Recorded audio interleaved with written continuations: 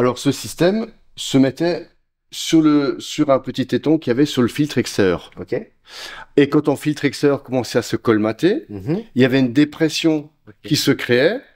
Donc la dépression ici actionnait un pressostat. D'accord. Qui te faisait une alarme et qui te disait il faut nettoyer le filtre.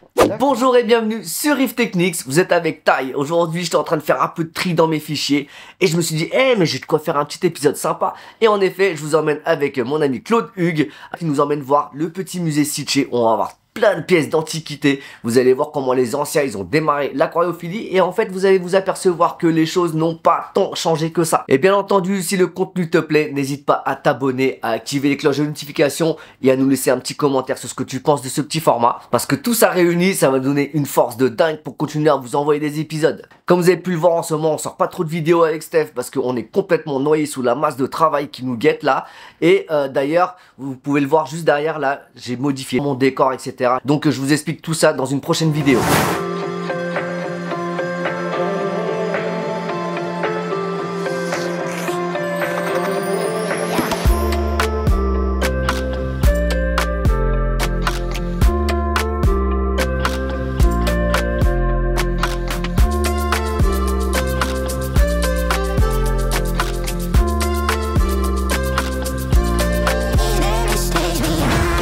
Là, Sylvia nous a proposé d'aller voir le côté musée qu'ils ont sur les produits Sitché. Donc, on a la chance, c'est qu'on a Claude avec nous qui va pouvoir faire la traduction en même temps. Donc, voilà, on suit Sylvia et elle va nous expliquer tout ça avec la traduction de Claude. Voilà, avec plaisir. Par exemple, ces pompes, c'était les premières pompes d'aquarium à moteur asynchrone fait par Sitché à l'époque, dans les années 70. Donc, moi, j'ai commencé l'aquario et il y avait ce genre de pompe. C'est des pompes refroidies par air. Okay. Avec un accouplement magnétique, donc aucune transmission entre les deux chambres. Donc voilà, c'était années 70. Ok, ensuite leur premier filtre externe et tout, comme elle expliquait, les canisters sont beaucoup utilisés aux États-Unis. Par exemple, le filtre Nouveau 1000, c'était un filtre qui avait une forme très originale. Et c'était une décante déjà. Alors c'était un filtre qui avait 2 entrées, 2 sorties, et là, à l'intérieur, je vais vous montrer un truc qui est marrant. À l'intérieur, ici, il y avait une pompe à air. Ok. C'est-à-dire que le magnétisme du moteur faisait fonctionner une pompe à air. Ok. Donc, on pouvait aussi actionner un diffuseur d'air dans le bac. Waouh. Ça remonte à peu près à 85. 1985. J'avais 2 ans, les gars. J'ai eu ce filtre. Ah ouais. Dans des bacs d'eau de mer. D'accord, waouh. Donc j'avais mis du perlon et des graviers. Ouais. Aujourd'hui, tu pourrais t'en servir, tu vois, comme. Ah bah écoute, je suis sûr là, et tout. Tu le mets aujourd'hui sur un bac, ça marche. Hein. Ouais, ça et donc pour démonter, tu avais ces gros serre-joints là. Ok. Et quand tu enlevais tu fermais ici, donc ça te coupait l'eau dans les tuyaux. Faut savoir qu'il y a personne qui faisait ça à l'époque. Hein. Donc tu fermais ici, ça te coupait l'eau dans les tuyaux. Tu enlevais le couvercle et comme il y a une certaine masse ici qui sortait, ça diminuait le niveau d'eau dans le canister et tu pouvais le prendre et aller à ton évier. Ah, trop bien. Ouais, c'était bien fait. Ouais, ça c'est limite un truc à redynamiser au goût du jour. Ah, franchement, c'était une bonne idée. Là-dessus, ouais, ça peut être super sympa. J'ai démarré à l'époque avec un filtre extérieur qui était comme ça. Voilà. D'accord. The Olin aquarium with filtration on the top. Okay. Wow. And the pump and the light unit.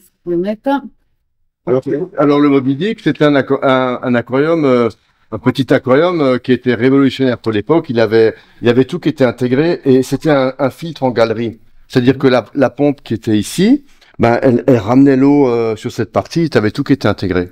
Donc c'était des petits aquariums pour les enfants ou tout ça, mais qui marchaient bien, quoi, qui avaient déjà aussi un éclairage assez puissant pour faire pousser les plantes. Simple, efficace, et en plus tu n'avais pas besoin de te mouiller les mains, les mettre complètement dans le bac pour pouvoir retirer les masses filtrantes. Mais là je vais vous montrer un truc que Sitché avait fait à l'époque, que certainement personne ne connaît.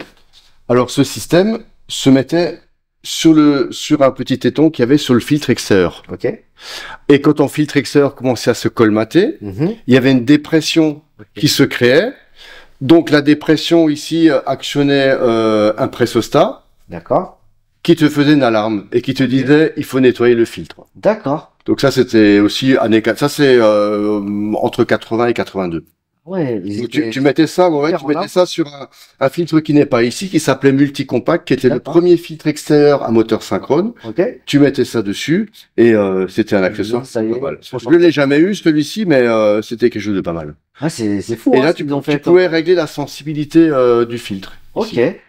Donc tu savais quand ta masse était colmatée, ça se mettait à biper. C'est très fort. Voilà. C'est très fort. Ils n'avaient pas besoin d'Apex à l'époque, ni de l'IHM, ni de quoi que ce soit. Tout était fait comme ça, c'était nickel, ça avait l'air de très bien fonctionner en plus. Alors je peux te montrer une pompe que j'avais aussi. C'était la Ecto. Donc c'est une pompe à l'architecture plate. Le moteur était placé dans ce sens. Et c'est des pompes qui allaient jusqu'à 500 litres/heure en moteur synchrone. D'accord. Donc ça aussi, ça faisait partie, avec les pompes triangulaires, des premières pompes immergeables pour aquarium. Ok. Ça, c'est la version, elle est utilisée pour bassin de jardin, mais tu peux aussi la mettre dans une déco. Ça me rappelle des vieux souvenirs de venir ici, tu vois. Donc ces pompes-là ont été plutôt faites pour le marché américain, tu vois, avec les dissipateurs. Moi, j'ai adoré ce filtre aussi, faut que je vous en parle. Hein. J'ai adoré ce filtre pour bassin. Il avait un super nom, c'était Garda, comme le lac de Garde. Donc en fait, tu avais une pompe qui pour l'époque était déjà très puissante, elle faisait 2500 litres/heure. Il faut savoir qu'en moteur synchrone, il n'y avait pas beaucoup de pompes de ce débit-là.